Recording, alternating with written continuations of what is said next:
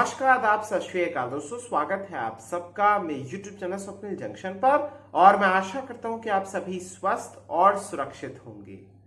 दोस्तों, एक कहावत है और ये कहावत इस प्रकार से है कि दरअसल मारने वाले से ज्यादा बचाने वाला बड़ा होता है।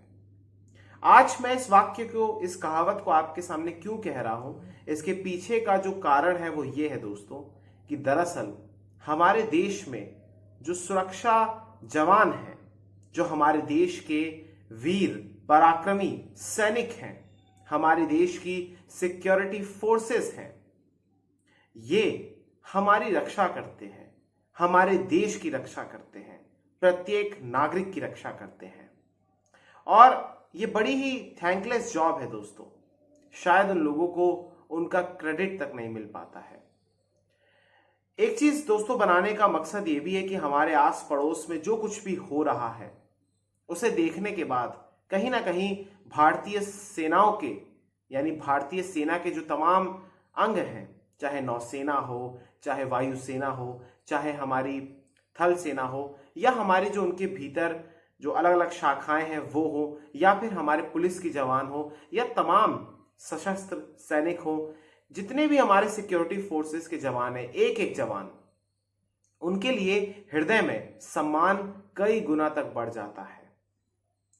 आस पड़ोस में जो कुछ भी हो रहा है, आप देखिए ना दोस्तों, आप अपनी नजरों को एक बार घुमाइए तो हमारे पश्चिम में आप देखिए कि पाकिस्तान है, और पाकिस्तान एक आतंकी मुल्क है, आतंकवाद को प्रायोजित करता है, आतंकवाद को बढ़ावा देता है, आतंकवाद को ट्रेनिंग भी देता है, आतंकवाद को फैलाता है।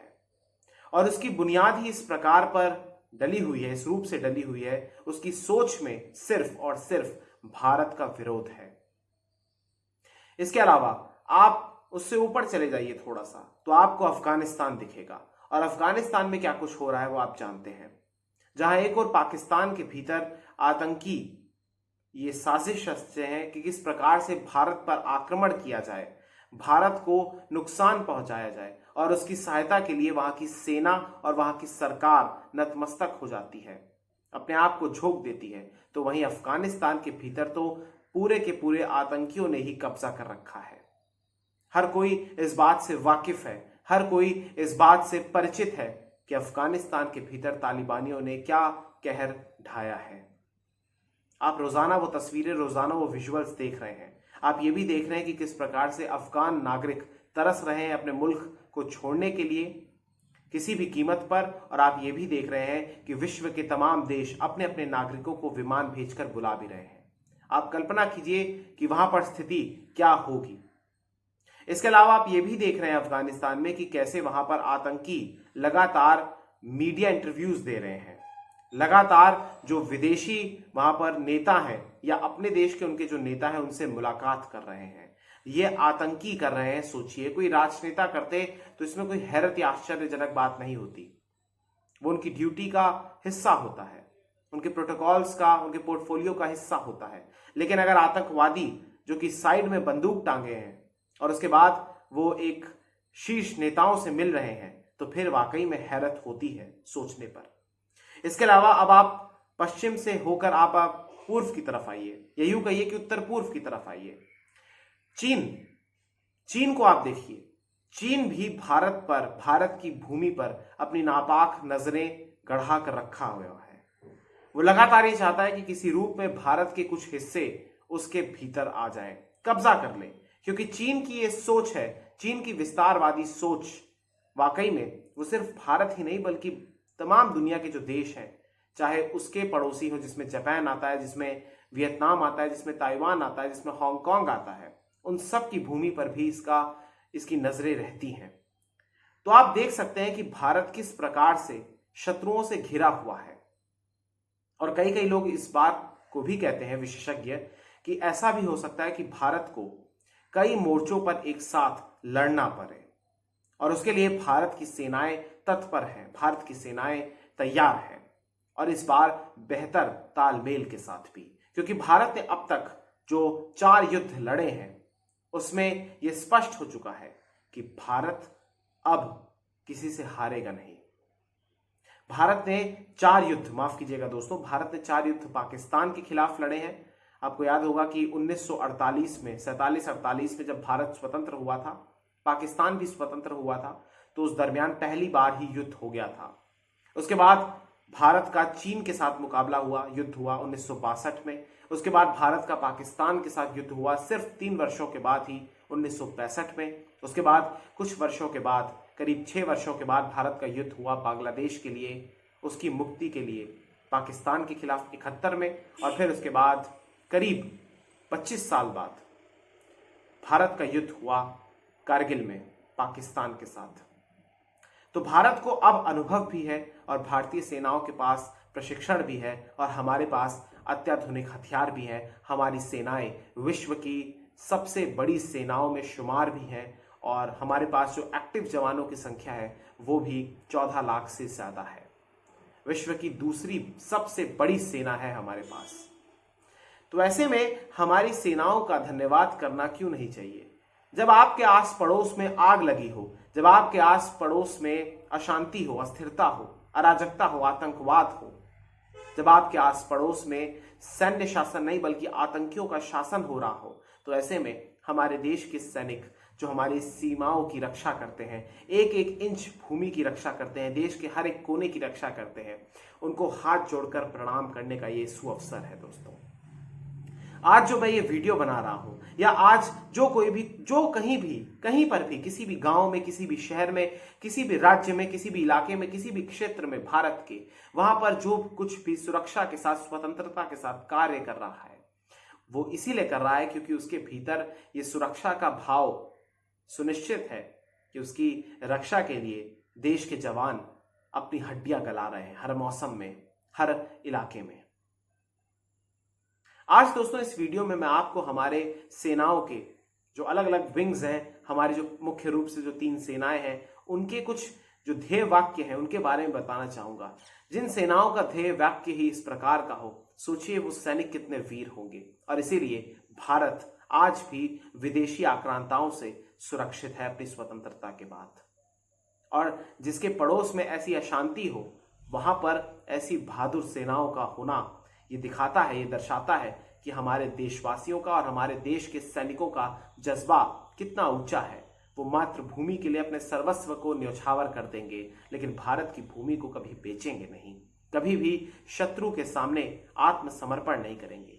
चलिए बिना किसी देरी के दोस्तों, मैं आपको कुछ हमारी जो सेनाएं हैं उनके ध्येय वाक्य के साथ जोड़ना चाहूंगा और आपको भी एहसास होगा कि उनके मोटोज से क्या मैसेज निकलता है। सबसे पहले बात दोस्तों मैं करूंगा थल सेनाओं की। जो हमारी थल सेना है, माफ कीजिएगा, थल सेना का जो ध्येय वाक्य है वो है सर्विस बिफोर सेल्फ, यानी स्वयं से पहले सेवा। इसके अलावा जो हमारी आर्मी एयर डिफेंस है, इनका ध्येय वाक्य है आकाशे शत्रुनु जहीं, यानी आकाश में ही शत्रु को मार दो, उसका खात्मा कर दो। भारतीय वायु सेना का ध्येय वाक्य है नभ स्पर्श दीप्तम, यानी गर्व से आकाश को छुओ। भारतीय नौसेना का जो ध्येय वाक्य है वो है शनो वर्ण, इसका अर्थ है समुद्र के देवता हम पर कृपा करो। आर्मी मेडिकल कॉर्प्स का ध्येय वाक्य है सर्वे संतु निरामया, यानी सभी को रोग से मुक्ति मिले। पैरा कमांडोज का जो हमारे देश के भीतर ध्येय वाक्य है वो है शत्रु जीत, यानी एक ही लक्ष्य है इनका, वो है शत्रु पर जीत। रेजिमेंट ऑफ आर्टिलरी का ध्येय वाक्य है सर्वत्र इज्जत और इकबाल। एक बार फिर से बोलता हूं मैं, सर्वत्र इज्जत ओ इकबाल, यानी हर जगह गर्व और इज्जत के साथ। भारतीय सेना के गोरखा रेजिमेंट का जो ध्येय वाक्य है वो है कायर हुनु भंदा मनु रामरो, यानी डरपोक, यानी कायर की तरह जीने से अच्छा है कि इज्जत के साथ, सम्मान के साथ मर जाओ। मद्रास रेजिमेंट का ध्येय वाक्य है सेवा करते समय मरना गर्व की बात है दोस्तों, और ये इसका जो संस्कृत में होगा वो है स्वधर्मे निधना श्रेयः। राजपुताना राइफल्स का ध्येय वाक्य है वीर भोग्य वसुंधरा, यानी जो वीर है वही इस वसुंधरा पर, इस भूमि पर, इस धरा पर, इस पृथ्वी पर राज करेगा। इसके अलावा राजपूत रेजिमेंट का ध्येय वाक्य है सर्वत्र विजय, यानी हमेशा हर स्थान पर, हर जगह विजय। डोगरा रेजिमेंट का ध्येय वाक्य है कर्तव्यम अन्वात्मा, इसका अर्थ है मरने से पहले कर्तव्य। सिख रेजिमेंट का ध्येय वाक्य है निश्चय कर अपनी जीत करो, यानी दृढ़ संकल्प से उन्हीं की विजय होगी, विजय श्री उन्हीं को प्राप्त होगी। सिख लाइट इन्फेंट्री का ध्येय वाक्य है देग देग फतेह, यानी शांति में समृद्धि और युद्ध में जीत। गढ़वाल राइफल्स का ध्येय वाक्य है युद्धाय कृत निश्चय, यानी युद्ध का निश्चय करो। इसके अलावा कुमाऊं रेजिमेंट का ध्येय वाक्य है पराक्रमो विजयते, इसका अर्थ है पराक्रमी ही जीतेगा। जम्मू और कश्मीर लाइट इन्फेंट्री का ध्येय वाक्य है बलिदानम वीर लक्षणम, यानी त्याग, बलिदान, कुर्बानी ही वीरों की निशानी है, वीरों का लक्षण है। बॉर्डर सिक्योरिटी फोर्स यानी बीएसएफ का ध्येय वाक्य है जीवन पर्यंत कर्तव्य, यानी मृत्यु तक उनका कर्तव्य सर्वोपरि है उनके लिए। इंडियन कोस्ट गार्ड का ध्येय वाक्य है वयम रक्षाम, यानी हम रक्षा करते हैं। नेशनल सिक्योरिटी गार्ड का ध्येय वाक्य है सर्वत्र सर्वोत्तम सुरक्षा, यानी हर जगह सबसे ज्यादा उनकी प्राथमिकता और सबसे अच्छी सुरक्षा। असम रेजिमेंट का ध्येय वाक्य है असम विक्रम, यानी अद्वितीय वीरता। जम्मू और कश्मीर राइफल्स का ध्येय वाक्य है प्रशत रणवीरता, यानी युद्ध में वीरता ही प्रशंसनीय है, सराहनीय है। मराठा लाइट इन्फेंट्री का ध्येय वाक्य है ड्यूटी ऑनर एंड करेज, यानी कर्तव्य, सम्मान और साहस। बिहार रेजिमेंट का ध्येय वाक्य है कर्म ही धर्म, यानी सेवा ही कर्म है और देश ही उनके लिए सबसे बड़ा धर्म है। जाट रेजिमेंट का ध्येय वाक्य है संगठन व वीरता, यानी संगठन और वीरता। महार रेजिमेंट का ध्येय वाक्य है यश सिद्ध, यानी सफलता और सिद्धि। तो यहां पर पंजाब रेजिमेंट का भी आपके लिए जानना जरूरी है। पंजाब रेजिमेंट का ध्येय वाक्य है जमीन और समुद्र से इसका हिंदी अनुवाद है और उनका ध्येय वाक्य है स्थल व जल।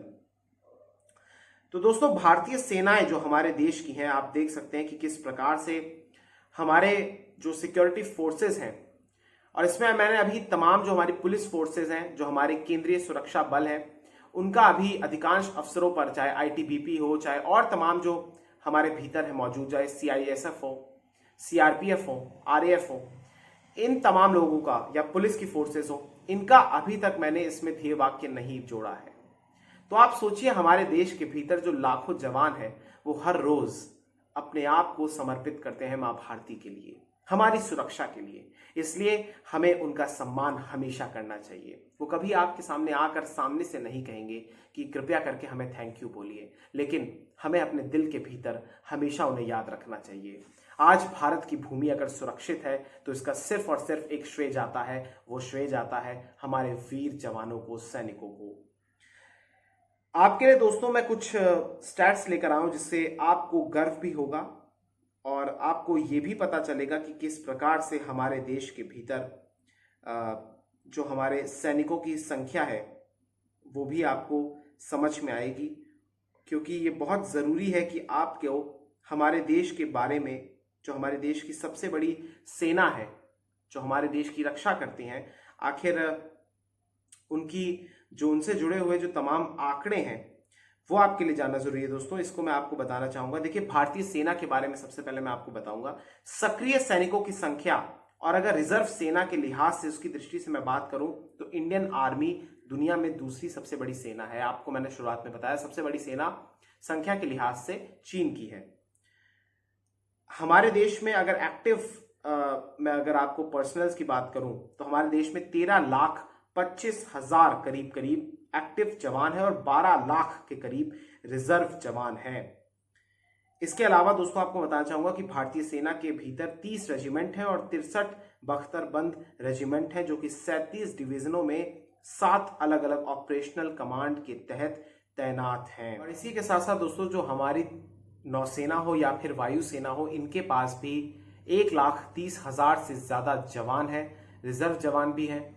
यानी ये तमाम लोग जो हैं ये हमारी रक्षा करते हैं। और अभी मैंने आपको जैसा बताया कि सारी सेनाओं के बारे में ब्यौरा देना संभव नहीं हो पाएगा क्योंकि वीडियो बहुत लंबी हो जाएगी, लेकिन अब आप ये अनुमान लगाइए कि हमारे पास लाखों की संख्या में जो तैनात सैनिक हैं वो हमारे लिए कितना कुछ कुर्बान करते हैं, अपनी खुशियों को, अपने परिवार तक की खुशियों को उनका कुर्बान करते हैं, और इसलिए करते हैं ताकि भारत की भूमि सुरक्षित रहे। आज आप देख ही रहे हैं दोस्तों कि किस प्रकार से हमारी सेनाएं कश्मीर में, जम्मू कश्मीर में लगातार आतंक विरोधी अभियान भी चला रही है ताकि भारत को चोट ना पहुंच सके। और इस अभियान के तहत हमारे जवान भी शहीद हो जाते हैं। उन सबको हाथ जोड़कर नमन है और बहुत बहुत धन्यवाद है। और ये जो आपका ऋण है ये हम भारतवासी कभी चुका नहीं पाएंगे, और ये जो आपने बलिदान दिया है इसका कोई दूसरा सानी भी नहीं है। आप सबको बहुत बहुत नमन, आपके परिवारों को बहुत बहुत नमन। अभी हाल ही में एक मूवी आई है दोस्तों, शेरशाह, उसको देखकर मेरा ऐसा मानना है कि देशवासी जिन लोगों ने भी उसको देखा है उस मूवी को, या फिर जिन लोगों ने भी कैप्टन विक्रम बत्रा के बारे में सुना है, उनके भीतर देशभक्ति का एक अलग ही, एक प्रकार से एक राग छिड़ा हुआ है। देशभक्ति उनके भीतर जाग चुकी है। शेरशाह में अच्छे तरीके से, बहुत ही शानदार तरीके से दिखाया गया कि किस प्रकार से कैप्टन विक्रम बत्रा ने अपनी सेवाएं इस देश के लिए दिए, अपने प्राणों को इस देश के लिए दिया, न्यौछावर कर दिया।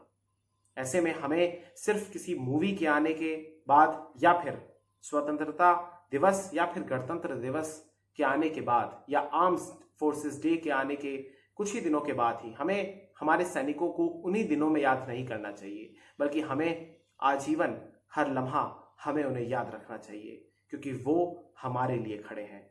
कल्पना कीजिए कि अगर एक बार सिर्फ 5 मिनट के लिए अगर हमारी फोर्सेस वहां से हट जाए तो फिर क्या होगा? शत्रु इस देश के भीतर प्रवेश कर देगा। तो ऐसे में हमें हमारे सैनिकों का एक बार फिर से हाथ जोड़कर नमन करना चाहिए। ये वीडियो दोस्तों आपको कैसी लगी मुझे कमेंट सेक्शन में जरूर बताइएगा। इस वीडियो को अधिक से अधिक लाइक कीजिएगा और शेयर भी कीजिएगा। आप मेरे चैनल पर नए हैं और अगर आपने सब्सक्राइब ना किया हो तो कृपया करके चैनल को सब्सक्राइब भी कर दीजिएगा, और वो जो बेल का आइकन है उसको प्रेस भी कर दीजिएगा, ताकि जब भी अपनी मैं कोई भी वीडियो डालूं आप तक उसका नोटिफिकेशन तुरंत पहुंच जाए और आपको पता चल जाए कि आज की वीडियो किस विषय के बारे में है। एक बार फिर से दोस्तों, भारतीय सेना, हमारी तमाम जो जवान है उनको नमन, बहुत बहुत धन्यवाद।